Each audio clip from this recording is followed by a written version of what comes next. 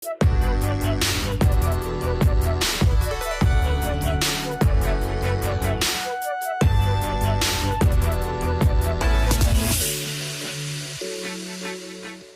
Rimawi so higan lo thleng le thei ta lalpa khoi na zara in zawai in chipai vek u masain chuan hei voine hian kan member then khatte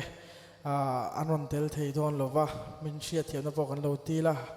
masela chongchaina le tharavin min lo tin puireng ani ti kha amasai min lo sia sakola ti kha kan tu bok ni a voine hian kan zawai in malsawm kan le don ti kha amasai kan soi duwa chuan tlai kan chiar lo nga Peter thon khatna bung khat sang re da so ti nge na soi ni amma chu hungai lo po in mangaya hallelujah anduam ngal to bani amma chu tuna mulo ma ula in ringa lom soi le thelo le ro pui takin in lim em china di ni voine hian Isua Krista hi la mulo mai la en to thil phat ka soi du chumo ring tu te kan dang lam na chu hallelujah kan mu thelo hi kan ringa kan mu thei lawa wang chuan hlim na te kan neya kan mu thei lawa chuan ange hallelujah kan rin na kan ngata hallelujah men tuna hian amma chu lam phulo mai la ke ma ni lom na hi om tat me ni har sat na kara po ni se hei ka soi do chu ring tu te hian lom na min pe tu hi kan neya ni hallelujah men isu I thu ka ngai tu ka lo lom em chi Hallelujah.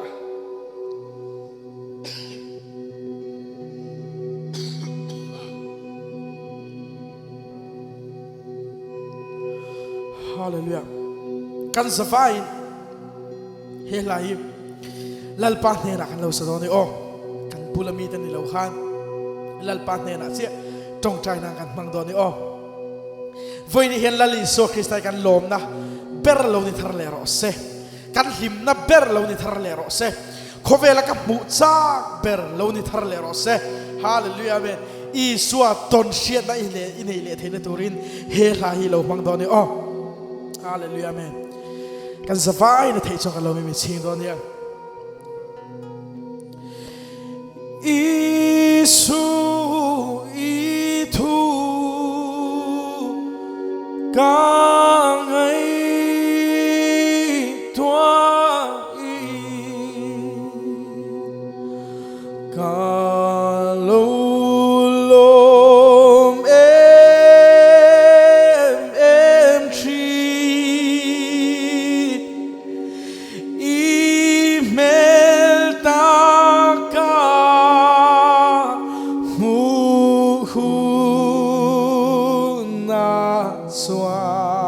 Hallelujah. Kalom na swala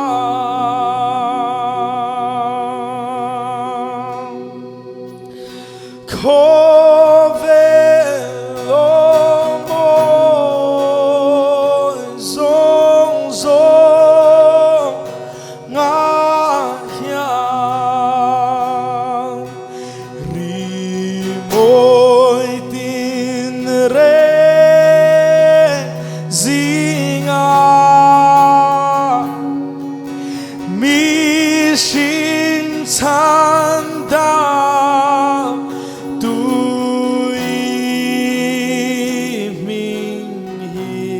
Hallelujah, amen.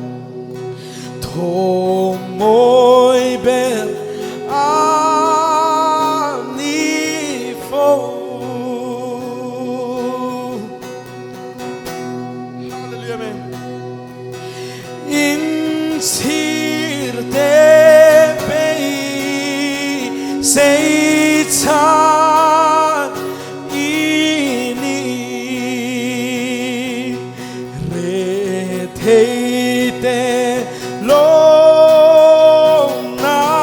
po tu to te su ngai chasi. Hallelujah, amen. Mi zong tu su nga po. Hallelujah.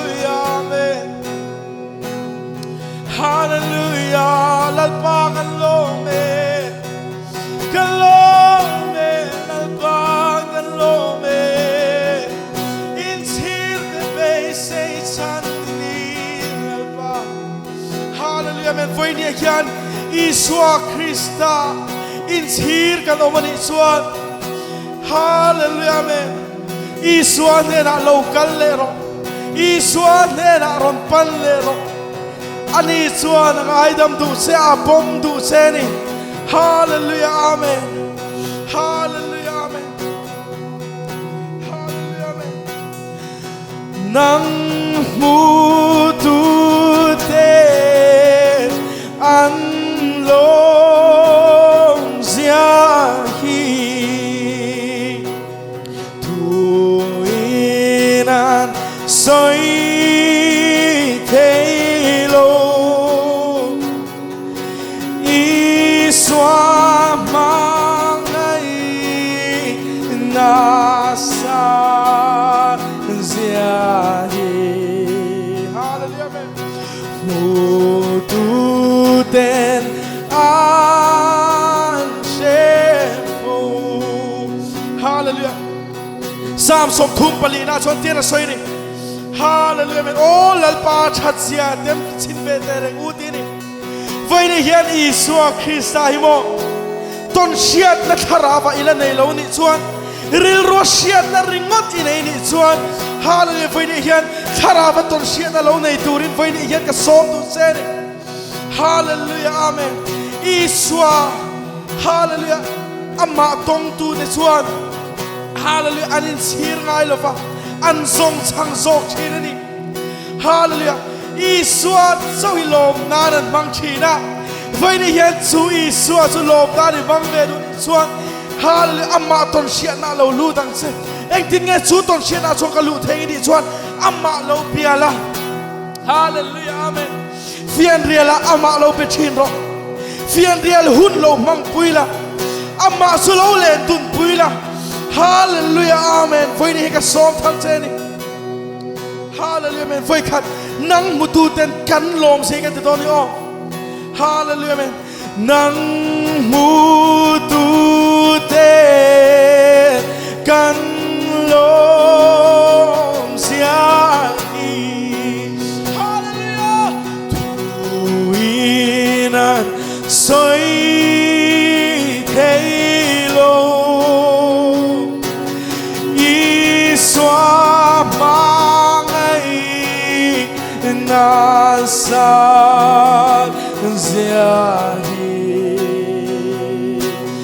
mututen an shefu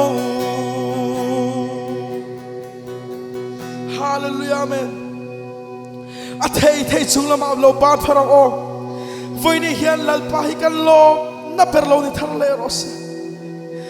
thil danga lom na izonga I mulo I muchuang lo ngatinge Isua hian I zon lo Isua hi a hian lo zong thar le ro voi ni hian u nau pa Hallelujah amen lim na thuan tling chu amma chau hian a pe thei ni lim na thuan tling chu amma chau hian a pe thei ni Hallelujah amen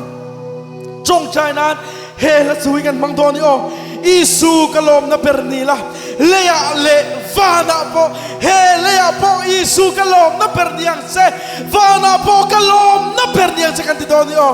Hallelujah amen Isu kalom na pernila verhat o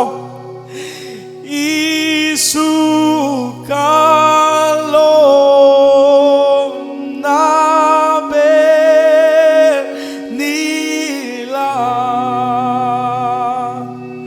leya levana po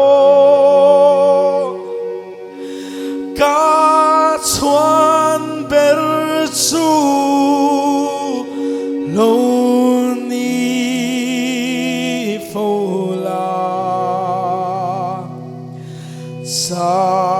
tuan mun theng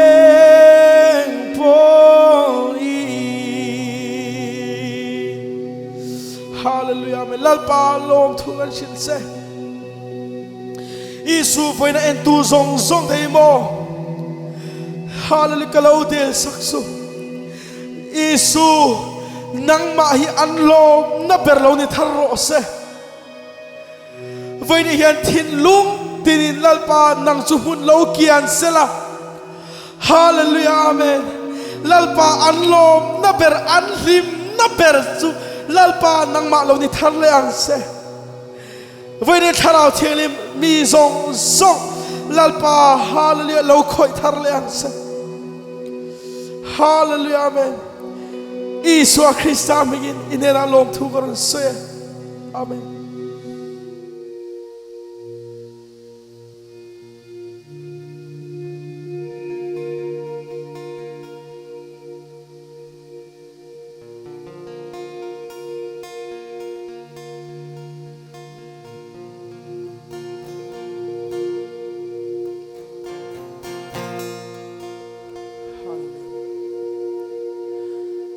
Hallelujah.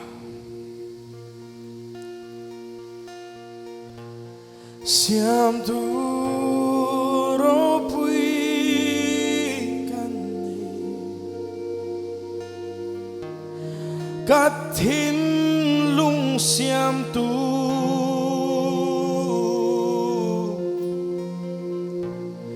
hun reng om ma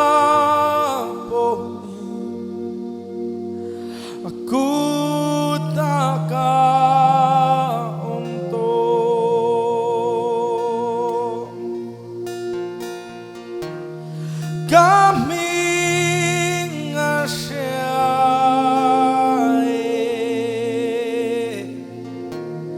Kangay tuana zongne Kami tui far zongpo Kakou na o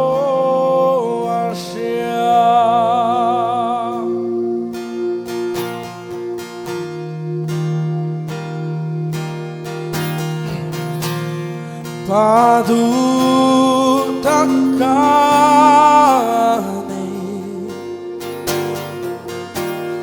kafaminti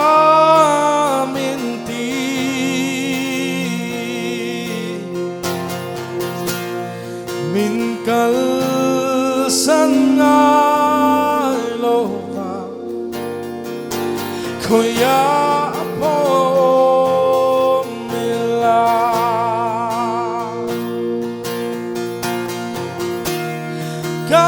Kaming asyai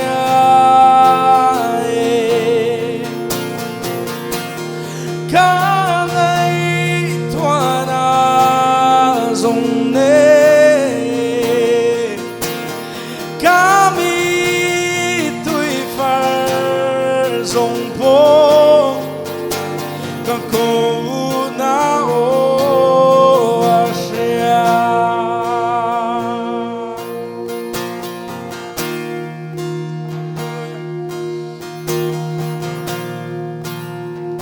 Padu takane ka famin ting til do di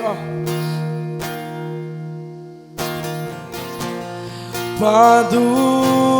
takane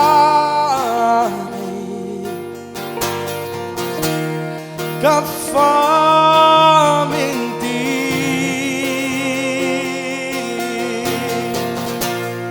min kal sangai lo hallelujah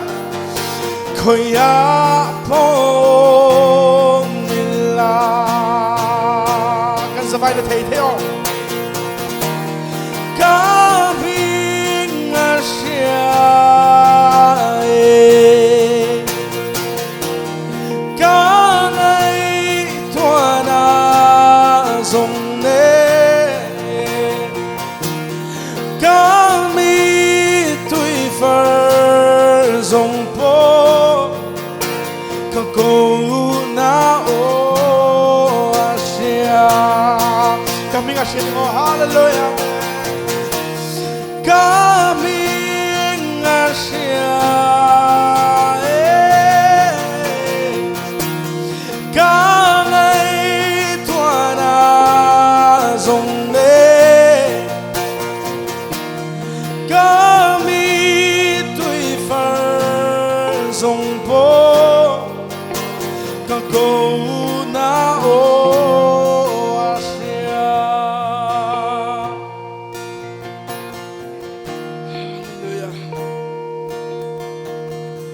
với ni hiền pa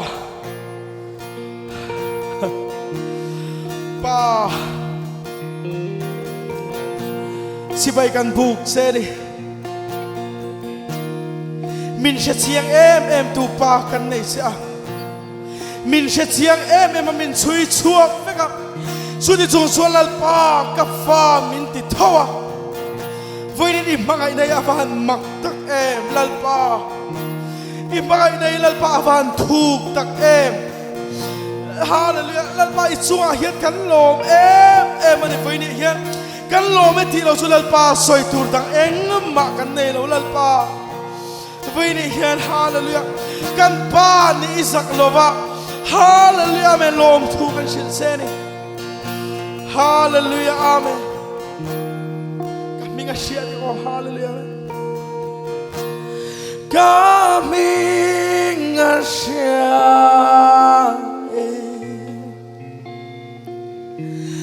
kangay tuwa na zong hallelujah kami tuy phar zong po kako na o Asia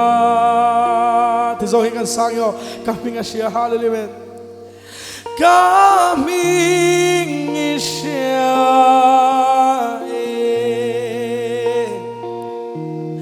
kami tua na zong ne lalpa kan fakse kami tuy phar zong po kako na o Asia kako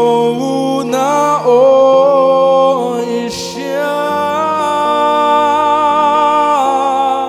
kako na o Asia unaw te heisha ng o kan leipa tema in hallelujah kan ko na o an sia an ron dan vata min ron pui china chutiang meu po hallelujah leipa min mai chuan van min siam tu kan pa pathian khian eng tiang chen hian nge min mayang le tro hallelujah amen hallelujah amen edo ngai tuang o ngai tua chenang chu tiang ani chuan pa himo pa pathian hi i pelo thei lawang i nai lo thei lawang a chan sumo hallelujah amen a mangai wang se ni a mangai wang se ni hallelujah amen với khát lệ sâu hallelujah amen kami Asia kami Asia lalpa hallelujah kami tua na zong ne hallelujah amen kami tuy phar zong po kako na o Asia lom thu kan shin se ni tiang em pa bit mangai tu kan nei sei lal pa kan van nei tak em hallelujah amen khem na te har sat na te lo kal lai pon lal pa nang ma kan au cha hallelujah amen chu mun nge chuan huai sen na in chu hallelujah amen khem na tan san ngam tur te lal pa sen na do dal ngam tur te lal pa huai sen na mi lo thuam china lom thu kan shin se ni har sat na le mang an na lo then chang pon kan bula nang i om renga lal pa lom thu kan shin se ni hallelujah amen kan fak se hallelujah Isur Christa begin in the lom thu kan se amen hallelujah amen hallelujah hita kan chilo sam sa thum som thum pakwana sang sari na changian ilo ai thapek do ne i tharau ne na ta hi khoya nge ka kalang i ma ata hi khoya nge ka tan bowang vana han lo nila suta chuan I om si a seola mutna siamila ngai te suta chuan I om bok si a zi khazarin tuifin dia top te ya va om ila chuta po chuan ikutin min shuayanga ikuting lamin michel don si a hallelujah amen atini voini hian hallelujah amen he ka sil tu cheuni khoya ma hian pathian ne na ta hi tlan bo na tur hi om lo ani hallelujah unau tu eteu ka silang so o ke po hian ni na ta ka chuan a chang chuan pe lo chang te ka lo nei ve thina sak lo chang te ka lo nei ve thina ma se khatiang song so khan he pathian ni minon sil non le thini ni he bible chang hi kein sil non le thini ke ma hi mo hallelujah lalpa tharau ne na tai khoya ma hian fa bo na tur kan nei lova kalau ti sual le thina ri masela pathian hian min lo kai chuak le a ama ne na bok minom ti le thini voini hian hallelujah men khoya ma hian ka chen thelo chelalpa ka chen thelo chelalpa ka nei chun o ngai lu che hallelujah men en to hi tayar soi chiang do pakhat chu se ola mut na siamila ngai de chu cha chuan I om bok sia ti ni shem hun po hi mo ka shilang seu setana lal na ram ni lova pathian siam thawani pathian lal ran ram thawani pathian ina siam thawani voini hian hallelujah men chu pa hallelujah men hallelujah chuta I om lo nan chuan voini hian Isu Christai voini hian lo nai tharang che Isu Christa chuan nun tak lo nei tharang che ti kha voini ka lo som thar tu se ni o hallelujah amen hallelujah amen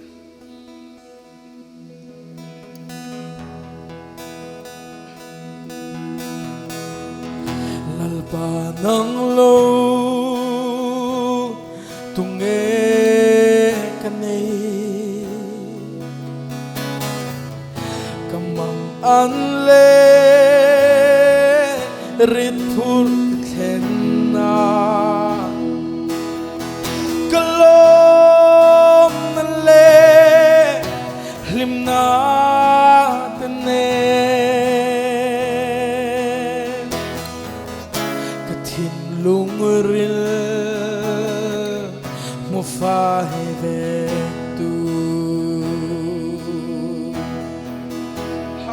ka san sin hi ziak do ni la ka san sin hi ziak do ni la itel ve ang pek ni natin o itel ve ang pek ni na kamang ay se isya hallelujah itu zong di kadu forchi nangin min mai nangin min kolchi nangin min mangai nangin min kolchi hallelujah kapian tirata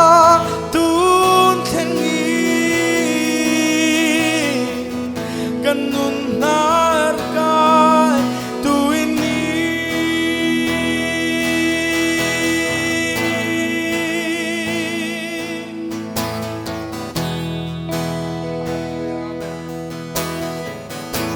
imangai na nila makiro imangai na inilama lệ chi vô tông la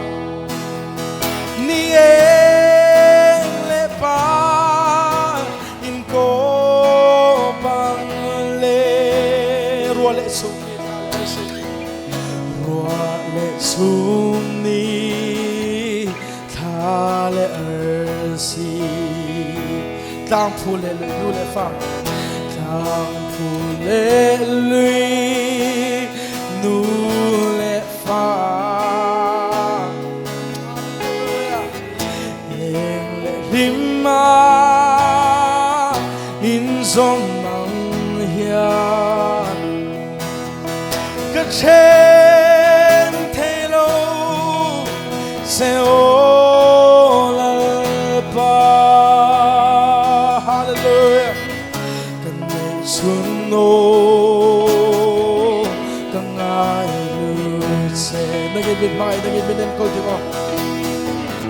Nangin min mangay nangin en kulti.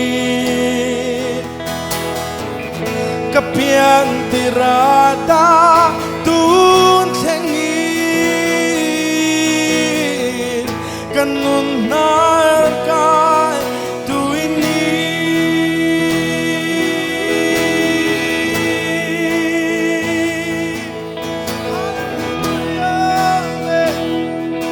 Hallelujah.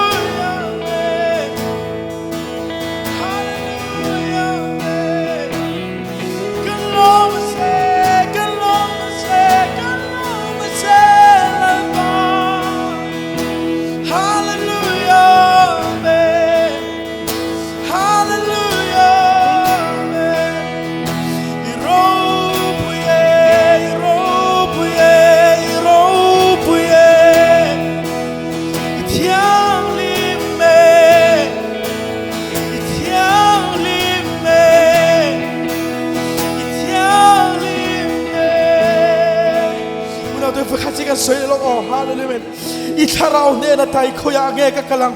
ima tayo kuya nge katabawang vana hiyan halo nila sudah chuan nang iyom siya. Hallelujah. Voi ni hiyan kuya matan bo na turin na ilova. Voi ni hiyan iswa na leng dun turin. Voi ni hiyan kasom talse. Hallelujah. Amen. Katsan chin zong zong itsan chin zong zong kasiyang don tala. Iswa telaw na ikoya nge omang. Hallelujah, amen. Nang manun na tom tu hatunge. Hallelujah. Hallelujah. Fayete na entina me mehitingan soya. Robot ang hiyangan tekin nge. Hallelujah. Robot so apachir aloto so chan sangayang hiyan. Le hallelujah control tu anam lo so at setay lawang hiyan. Control tu anam lo so at setay lawang hiyan. Iswa so amlo semo. Hallelujah, amen. Iswa kongay na bang son kan nunga kan oma kan zeti Bible chuan. Hallelujah, amen. Foi ni hian hallelujah ilo om ve chan chu iswa bang ani. Iswa kongay na bang ani tika. Foi ni ka shil thar du sia. Hallelujah, amen. I mangay na ni lama. Min hible chin bo don ni la. Foi ni pathian mangay na changin lo hlat to em. I piang thar to thawa ni masela pathian ni lo hlat to em. Foi ni ka som thar du se. Ay mga masa son le lero I first love I mga masa son foi ni lo le thar lero I swa son lo le thar lero nun ta mapelen se nun nuwa mapelen se I har sat na po a om pui se a kal puyang se. Hallelujah, amen. Hallelujah, amen. Mga na hindi lama Lechin bodon nila ni leparin ko mangle patien hen aso isadoni oh hallelujah me rale sumni thalasi hallelujah una do hekang yen do se pathian ne na so lo saro. Hallelujah, amen. Pathian ne na so me mi ching ro pathian ngai to la ibula mi zong zong thengil ro pathian ne na so isadon ni oh hallelujah, amen. I manga inai ilama itidon pathian ne na I mangai na ini ilama min hip le ching bodon nila ni lepa in ko pangle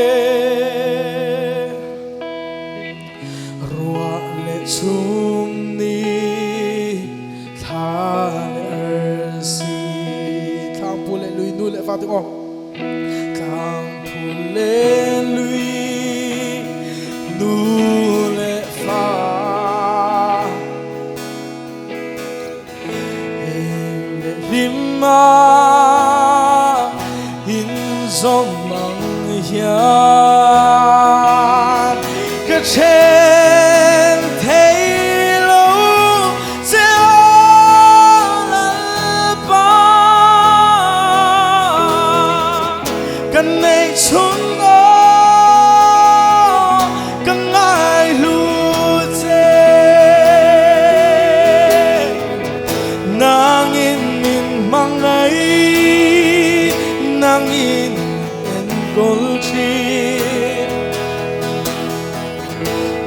pian tirata tun thengi kanun narka tuini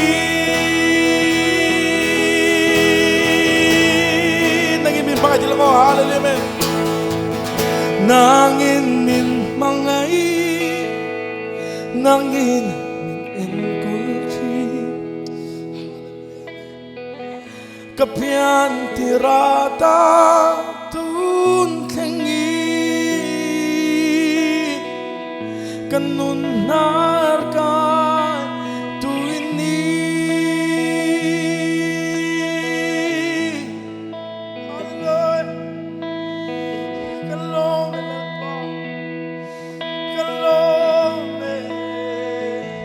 kalome lalpa kan swang berse lalpa hallelujah lalpa iming som rose ilal ram lon theng rose idu zong fanan tiangin lemi ti nom rose lalpa foi di hian kan ban lom tak em min en kol na zong awang den lom thu kan shil se ni lalpa choi moi tak i van ni tak em kum khwatan chuan zong thengin lalpa i bing chulo chuang perose hallelujah kan soi sang se kan lome Isu Krista in karontile amen hallelujah amen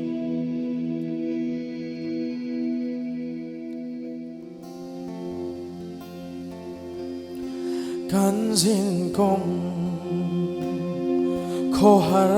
taka yan har sana tok ma ila lalpa'n swa van ram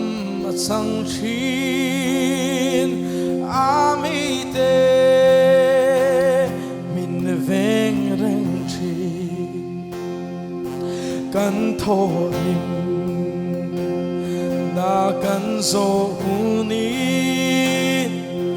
kan sin kong kan pel uni anin min lo ang arama swan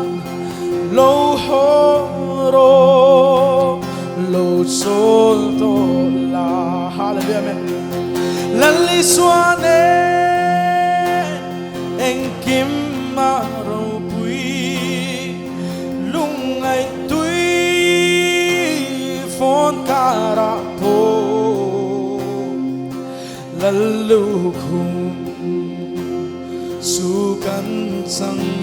sangyayang lali swa kan zui kan swa kai kan silok de Timothea thon ni na bungli ya tian suya tir ko pola kha he ahun tunung to lam khan ta ni he mi zia na chu tigan soi ni ke zong tu na po hian lanin ko mek an sia ka chu hun a thleng to e in ti sia na tha chu ka be zo ta ka in tlan sia na kong ka len to a hallelujah amen rin na chu ka vong reng to ni tu na chuan fel na lalukhum chu ka tan dai nom to a konfi to mani mo hallelujah chu lalpa ngai tu to fel tak chuan chuminia chuan min pe ang kan ne na sau ni lovina ti ni a in larna ngai a piak te ne na po ati ni voi ni hian hallelujah amen Isu Krista hallelujah nei tu tan chuan hallelujah vana khian pa pathian hian hallelujah amen min lo ngak reng ani mo voi ni ka sil du se he le chu kan khwal zin na me ani khwal zin reng hian hun nget an nei ngai lo sampaya ka fasin ta mun nget nei tu min kakal ngai lo ka thil ti tur ka te zawa ka hol e me mo chu tiang che chuan hallelujah he le chu kum som sari kum som rian vel helea khol zinin kan om ve me ni ma sela kha hallelujah kum som sari kum som rian kaman hun khan ka chatuan hun chu ashil sia voini het ka shil du da chu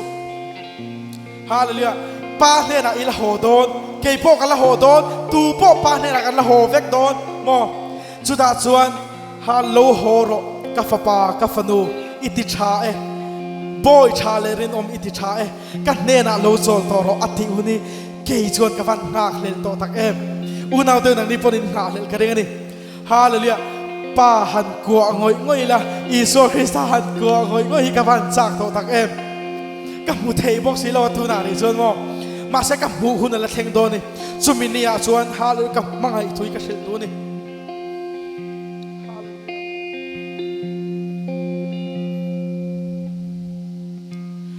hallelujah lalpa ivan chatak em lalpa ivan chatak em chum mi mangai na bang chuan voini hian ke mi sual me hi chandam kan ya ama ne na chol ve thei turin chandam na min pe a voini hian hallelujah men nang po i sona mangai se a hallelujah men ama ne na chol ve thei turin chandam na pe se ni hallelujah men voini hian churin na inti se na chuan rin om takin churin na chuan lo ding het ve reng thuri ka som tu se ni hallelujah men unaw te hallelujah shere u ka hele chu kan khol zin na ram me ni kan na chu san vek don pa mai na huang chunga kan lo om vek don ni hallelujah men shere ka o hallelujah men kan thorim na kan zo kuni kan zin ko kan pel hundi anin min lo ang harama swan lo horo lo voi khat lo hallelujah men kan thorim na kan zo ni kan thorim na kan zo huni kan zin ko kan pel huni anin min lo ang arang maswan lo horo lo chol tola lali swane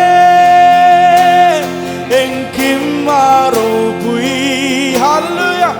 lung ai tui phon kara po lalu su kan sang ya lali swa kan zui tan so behado hallelujah swa ne ke waro pui lali swa ne en kim maro lung ai tui phon kara po lalu ko su kan sang ya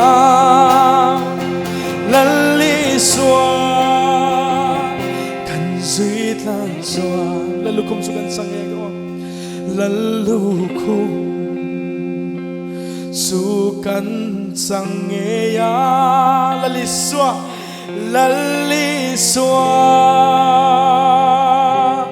kan zui tan swa vkat lo lalu kum su kan sang ya lalu kum su kan sang ya laliswa kan zui tan swa lalpa voini hiam ifate rin na inti siang na tan mek te kan nia boy chale rinom iti chai iti the na turin voini hian lalpa lo pe chau turin har sat na eng pom se lalpa ita na rin om tlat turin voini hian min siam thar le ang se hallelujah men he khovela titura minti lalpa rin om ta kan lo ti theinan voini hian lalpa sak nai min thuam la huai sen nai lalpa ifa te min thuam tharang se Hallelujah lalpa iming kan fake. Hallelujah kan soy sase. Iming raw pui bersela lalpa. Hallelujah amen. Lalpa kan mais. Lalpa kan mais. Min mai masakabangin kan lome. Raw pui na let soy mo na song sangla. Engkim hilal pa nang manron na itar pagangse. Lali so Kristam ningin inenalom swing karon diling karon lade. Amen. Hallelujah. In zavain, mashavik ule.